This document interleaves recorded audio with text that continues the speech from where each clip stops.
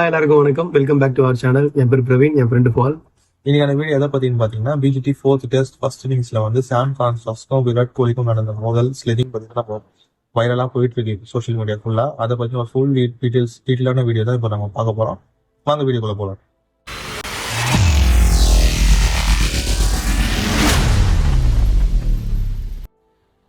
So நம்ம வீடியோக்குள்ள வந்தாச்சு. அந்த கான்ட்ரவர்சி நம்ம எதுல ஸ்டார்ட் பண்ணலாம்?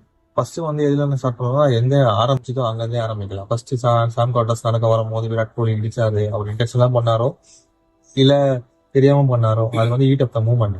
கிரிக்கெட் நடக்கும் போது அந்த ஆக்சுவலா நடக்குதுருந்தா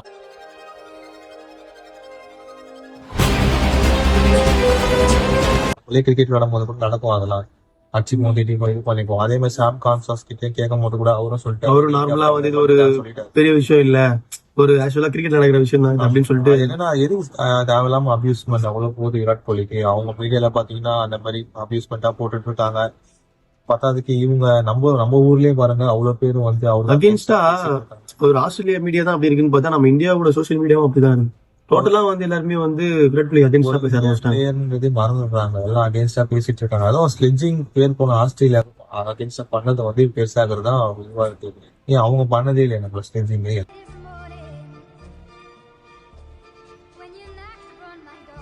தான் பண்ணிருக்காங்க. போன பிஜிபிலே பாருங்க, சிராஜ், சுமன் கில் எல்லாருமே சின்ன பசங்க தான் எல்லாரையும் தான் அவங்க வந்து ஸ்லெட்ஜிங் பண்ணிருக்காங்க. அப்போ கிரவுட்ல இருந்து அபியூஸ் பண்ணாங்க. அதெல்லாம் வந்து பயங்கர தெரியல. அப்ப மட்டும் விராட் கோலி தேவைப்படுச்சு சொல்லிட்டு எடிட்லாம் பண்ணிட்டு இருக்காங்க. ஸ்லெட்ஜிங் பண்ணிட்டு தான் இருக்காங்க. அதனால ஸ்லெட்ஜிங் பண்றது கரெக்ட்னு சொல்ல வரல. அது வந்து ஒரு கிரிக்கெட் ஒரு ஹீட் ஆஃப் த மூவ்மெண்ட் நடக்குது. அது வந்து எதுக்காகனா ஒரு இதுவும் ஃபைனும் போட்டுட்டாங்க. இதுவாயிடுச்சு. ஒரு ஸ்லெட்ஜிங் பண்றதுன்றது வந்து ஒரு பிளேயரோட மைண்ட் டைவர்ட் பண்ணிட்டு அது மைண்ட் கேம். இது நாங்க பண்ணோம்னா அது வந்து வேணுட்டே பண்றாங்க அப்படின்ற ஒரு கான்செப்ட் கிரியேட் ஆகும். அதாவது விராட் கோலி பண்ணா மட்டும் தான் இவ்வளவு பெருசா போகுது. வேற என்ன பிளேயர் பண்ணாங்கன்னா இவ்வளவு பெருசா இருக்குமா? விராட் கோலி சப்போர்ட் பண்ணி போடுற வீடியோ கிடையாது. எந்த பிளேயர் பண்ணினாலும் பண்ணிருப்போம். ஆனா விராட் கோலி பண்ணிருந்தாலும் இவ்வளவு பெருசா ஆச்சு. மத்த பிளேயர் பண்ணி தான் இவ்வளவு பெருசா இருக்காது. எதுக்குன்னா இப்போ இந்தியன் பிளேயர்ஸ் வந்து ஒரு இந்தியன் பிளேயரா பாருங்க, ஸ்டேட் ஐபிஎல் வச்சு அவங்க தனித்தனியா வந்து பிரிச்சு பார்க்காதீங்க. ஏன் பிடிச்ச டீமுக்கு அவர் ஆடுறாரு, அதனால இவரு தான் ஃபேவரட் பிளேயரு. அதே மாதிரி ஒரு பிளேயர் பிடிக்குது அப்படின்னா இந்த பிளேயரை மட்டும் படுத்தணும்னு அவசியம் கிடையாது. எல்லாருக்குமே ஈக்குவல் தான். இப்போ இந்தியான்னு வரும்போது ஒற்றுமையா எல்லாருமே ஆட ஆரம்பிக்கிறாங்க. அப்ப எல்லாருக்குமே தான் சப்போர்ட் பண்ணுவோம் நம்ம. அதனால ஒரு பிளேயருக்கு மட்டும் நம்ம மட்டம் படுத்தி பேசுறது அது வந்து என்ன அக்செப்டன்ஸே இல்ல எனக்கு என்ன பொறுத்த வரைக்கும். ஐபிஎல் வரும்போது நீங்க சப்போர்ட் பண்ணுங்க, அடிச்சுக்கோங்க, அது வேற. அது வந்து ஒரு என்டர்டைன்மெண்டா போயிடுச்சு, ஒரு பிசினஸாவும் மாறிடுச்சு. இந்தியான்னு வரும்போது எல்லாருமே ஒற்றுமையா இன்டர்நேஷனல் தான். அது பிடிக்குதோ பிடிக்கலையோ இருக்கிற ஸ்குவாடுக்கு சப்போர்ட் பண்ணுங்க, இது பண்ணுங்க, அவ்வளவுதான் சொல்ல முடியும். இன்டர்நேஷனல் கிரிக்கெட் வரும்போது எவ்வளவு நம்ம ஒற்றுமையா இருக்கிறோமோ அததான் வந்து வெளி டீமுக்கு நம்ம காமிக்க முடியும். ஓகே ஒற்றுமையா இருக்காங்கன்னு சொல்லிட்டு. நீ சோசியல் மீடியாலேயே பாத்தீங்கன்னா நீங்க வந்து மட்டம் பத்துற மாதிரி போட்டீங்க அப்படின்னா அவங்களும் நம்மள மட்டம் பத்து, அவங்களுக்கு ஆப்போசிட்டா அவங்க வந்து பெரிய பிளேயர் மாதிரி அவங்கள எடிட் பண்ணிட்டு விராட் கோலி வந்து டவுன் பண்ற மாதிரி. ஆமா, சின்ன பிளேயர் கிடையாது, எவ்வளவு பெரிய ரெக்கார்ட்ஸ் பண்ணிருக்காரு. அவரோட ஈக்குவல் பண்ண முடியுமா? ஒரு 19 வயசு பையன் ஒரு மேட்ச் ஒரு 50 அடிச்சிட்டான், அதனால அவன் பெரிய பிளேயர் ஆயிடும். ஆமா, வரைக்கும் அந்த பிளேயருக்கு விராட் கோலி தான் ரொம்ப பிடிக்கும். அது வந்து அது பர்சனலான விஷயம். ஓகேவா? இருந்தாலும் விராட் கோலி பண்றாரு அப்படின்னா ஒரு சொல்லலாம், அந்த மாதிரி ஒரு விஷயத்தெல்லாம் சொல்லிக்கலாம். அதுக்குன்னு சொல்லிட்டு அவரை மட்டும் பிடித்து சரியா ஆடுறது இல்ல. அந்த டைம்ல எல்லாம் பாத்தீங்கன்னா 2014 டைம்ல எல்லாம் பாத்தீங்கன்னா உறுத்திருப்பாரு என்ன பண்ணிட்டு இருந்தாரு சொல்லிட்டு. அதுதான் சொல்ல வரேன். ஒரு பிளேயர் வந்து ஒரு பிளேயரை மட்டும் படுத்துறாங்க அப்படின்னா அதுக்குன்னு சொல்லிட்டு அபியூஸ் பண்ணணும், அவங்கள வந்து மொக்க பண்ணணும். மீடியாஸ் வந்து அவங்கள வந்து அந்த கோன்னு சொல்லிட்டு கோலி வீடியோஸ் அந்த மாதிரி எல்லாம் போட்டு ஜோக்கர் மாதிரி எல்லாம் போட்டுலாம் பண்ணக்கூடாது. அது எவ்வளவு நீங்க பண்றீங்களோ அது நம்ம இந்தியன் பிளேயர்ஸ் நம்மளே மட்டும் பத்துற மாதிரி இருக்கும். அது ஆஸ்திரேலியா மீடியா பண்றாங்கன்னா அது ஓகே, அவங்க கான்ட்ரவர்சி அவங்க பண்றாங்க, அவங்க நம்ம என்ன பண்றோம் அப்படின்னா நம்ம விராட் கோலியை நம்ம அசிங்கப்படுத்துறோம். இந்த மாதிரி பண்றாரு. நான் ஆக்சுவலா வந்து என் சைட்ல இருக்கிற ஒரு சில பீப்புள்ஸே வந்து விராட் கோலி அகேன்ஸ்டா பேசினாங்க. ஆஸ்திரேலியா வந்து வின் பண்ணா கூட அவங்க என்ன பண்றாங்கன்னா பிளேயர்ஸ் வந்து சொல்ல மாட்டாங்க, டீம் எஃபர்ட், டீம் இது பண்ணணும் அதை பண்ணணும். நம்ம ஊர்ல என்ன பண்றோம்னா பிளேயர் எஃபெக்ட். ஒரே ஒண்ணு புரியும், ஒருத்தர்னால டீம் வின் பண்ண முடியாது. 11 பேர் பண்ணா மட்டும் நம்ம கைட் பண்ணாலும் அந்த பிளேயர் பெர்ஃபார்ம் பண்ணாதான் வின் பண்ண முடியும். புரியுது? எல்லாரோட உழைப்பும் இருக்குது. ஒண்ணும் இல்ல, லாஸ்ட் வேர்ல்டு கப்பே பார்த்தா டீம் அனௌன்ஸ் பண்ண என்ன ஆச்சு, நெகட்டிவா தான் வந்துச்சு. இதெல்லாம் ஒரு டீமா? ஆனா வின் பண்ணலையா? அவங்க வின் பண்ண ஒரு மேட்ச் கூட தோக்காம வின் பண்ணாங்க. 8 match out of 8 match team இது நம்பணும். இந்தியால ஒரு பிளேஸ் அவங்க வந்து கொடுக்குறாங்கன்னா அந்த பிளேஸ் நம்ம சப்போர்ட் பண்றது நம்பணும்.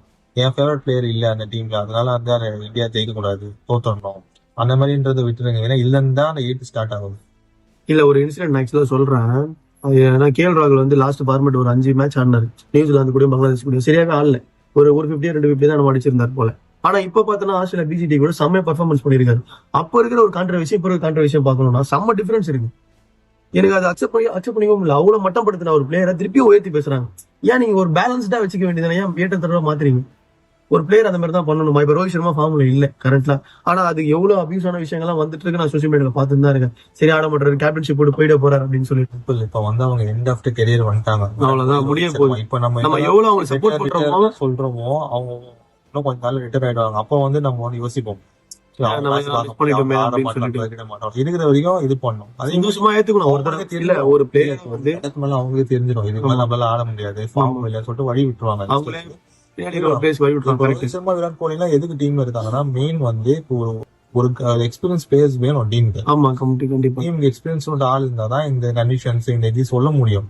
இப்ப எல்லாருமே நம்ம யங்ஸ்டர்ஸ் ஆட விட்டாங்கன்னு வச்சுக்கோங்களேன், அந்த கைடன்ஸ் இருக்காது. கரெக்ட். இப்ப போன பிஜிடி பாத்தீங்கன்னா எல்லாரும் சின்ன பசங்களா இருந்தாலும் ரகானி இருந்தாரு, புஜாரா இருந்தாங்க, அஸ்வின் இருந்தாங்க, மும்பை இவங்க எல்லாம் இருந்தாங்க. அதனால வின் பண்ணாங்க அந்த மேட்ச்.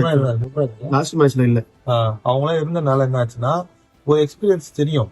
இப்போ மும்பை இப்போ அஸ்வின்லாம் நீங்க நினைச்சு பாத்துருப்பீங்க, அந்த டெஸ்ட் டிராப் பண்ணாங்களே எவ்வளவு பெரிய விஷயம். எக்ஸ்பீரியன்ஸ் பிளேயரால தானே முடியும். இப்ப யங்ஸ்டரால முடியுமா? அது நாங்க பத்தி பேச வரோம்னா ஃபைனலா ஒரு பிளேயரா ஒரு பிளேயருக்கு வந்து ஹைட் பண்ணாதீங்க. எவ்வளவு முடிஞ்ச அளவுக்கு எவ்வளவு தவிர்க்கணுமோ தவிர்த்துருங்க.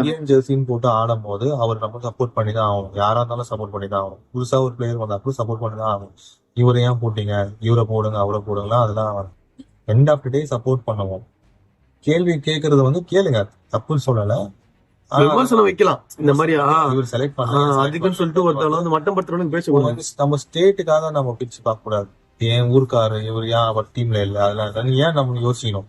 அப்ப எங்க ஃபால்ட் இருக்கு, அப்ப எங்க பிரச்சனை எங்க ஸ்டார்ட் ஆகுது? ஆடினாங்களா, நல்லா ஆடி இருந்தாங்க, ஏன் சான்ஸ் தரல, அப்ப எந்த போல் ப்ராப்ளம்? ஏன்னா எடுத்தோன்னே நம்ம பிசிசி சொல்ல முடியும். பிசிசி வந்து எல்லாரும் பார்க்கணும், ஆல் ஓவர் இந்தியா பார்க்கணும்.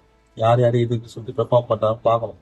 நம்ம போர்ட்ல ப்ராப்ளம் வச்சுட்டு அவனை குறை சொல்ல முடியும். கரெக்ட். சோ இதோட நாங்க இந்த டாபிக் க்ளோஸ் பண்ணலாம்னு நினைக்கிறோம். எங்கெங்கயோ போற மாதிரி இல்ல, ஆக்சுவலா இந்த விஷயம் எங்கெங்கயோ போயிடுச்சு. இருந்தாலும் எதுக்காக இதை பத்தி பேசணும் அப்படின்னா, வருங்காலத்துல வந்து ஒரு பிளேயரை நம்ம அந்த மாதிரி மட்டம் படுத்த கூடாது. நம்ம பிளேயர் நம்ம தான் சப்போர்ட் பண்ணணும். அவங்க பிளேயர் அவங்க விட்டு கொடுக்காம பேசுறப்போ நம்ம பிளேயர் நம்ம விட்டு கொடுக்காம தான் பேசணும். அதுதான் என்னுடைய இதுவா இருக்கு. இந்த வீடியோல கண்டிப்பா வந்து உங்களை ஹர்ட் பண்றவே சில வார்த்தைகள் இருந்திருக்கலாம், மன்னிச்சிருங்க. நாங்க அந்த மாதிரி முடிஞ்ச அளவு தவிர்த்துக்கிறோம். ஒரு பிளேயர் சப்போர்ட் பண்ணுன்றதுக்காக தான் இவ்வளவு நாங்க எஃபெக்டா பேசுறோம். சோ அது ஒருத்தருக்காச்சுன்னா போய் நீர்ச்சி ஆகணும் நம்புறதுலதான் நாங்க இந்த வீடியோ வந்து முடிக்கிறோம். எல்லாருமே ஒன்னா இருக்கணும். இந்த டாபிக் நாங்க முடிச்சுக்கலான்றோம். மறுபடியும் நல்ல டாபிக்கோட உங்களை வந்து நாங்க இது பண்றோம், மீட் பண்றோம், சந்திக்கிறோம். அது வந்து விடைபெறுவது உங்கள்